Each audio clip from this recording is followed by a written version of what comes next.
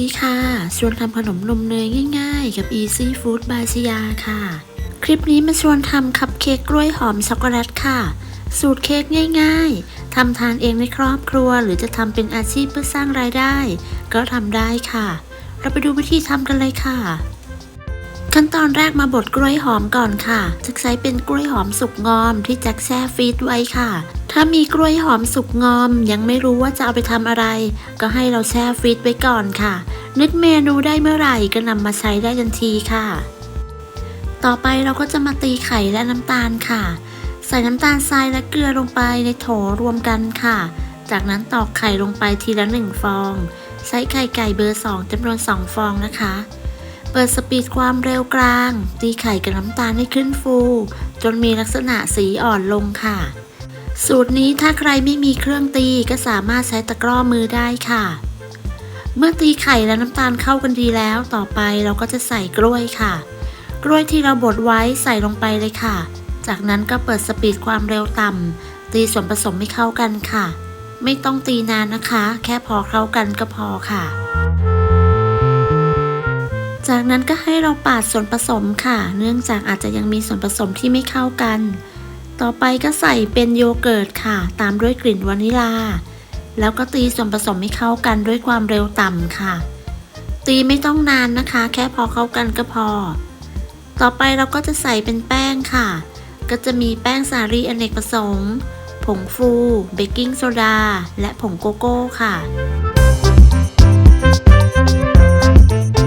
แล้วก็ร่อนส่วนผสมของแป้งลงไปในชามส่วนผสมเลยค่ะ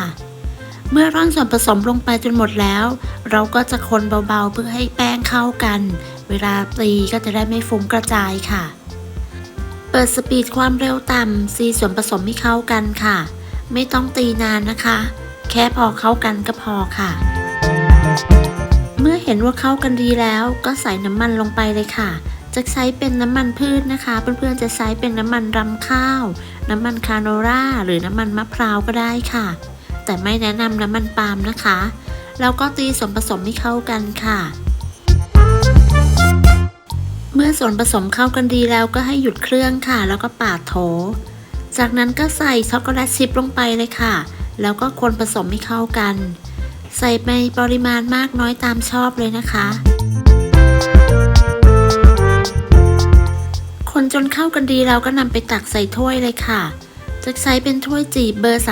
3217ค่ะสูตรนี้ก็จะได้12ถ้วยพอดีใส่ในปริมาณเกือบเต็มถ้วยนะคะเสร็จแล้วเคาะเบาๆเพื่อไล่อากาศค่ะจากนั้นเราก็จะโรยด้วยช็อกโกแลตชิพด้านบนค่ะเพื่อนๆจะเพิ่มอัลมอนด์หรือว่าถั่วต่างๆด้วยก็ได้ค่ะแล้วแต่ความชอบเลยค่ะเสร็จแล้วก็นำเข้าอบได้เลยค่ะอบด้วยอุณหภูมิ170องศาไฟบนล่างไม่เปิดพัดลมจะวางไว้ชั้นล่างของเตาอบค่ะ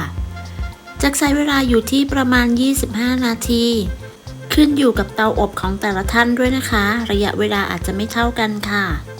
เมื่อครบเวลาก็นำเค้กออกจากเตาแล้วก็พักเขาไว้บนตะแกรงเพื่อรอให้เย็นค่ะคัพเค้กกล้วยหอมช็อกโกแลตสูตรนี้เนื้อนุ่มฉ่ำหอมอร่อยแต่ถ้าเพื่อนๆชอบให้เนื้อเค้กแห้งกว่านี้สักหน่อยก็อบต่ออีกสักประมาณ5นาทีค่ะขอบคุณสำหรับการติดตามรับชมคลิปนี้นะคะถ้าเพื่อนๆชอบก็อย่าลืมไปลองทำกันดูนะคะได้ผลยังไงก็มาคอมเมนต์คุยกันค่ะคลิปนี้จะต้องลาไปก่อนพบกันใหม่ในคลิปหน้าค่ะสวัสดีค่ะ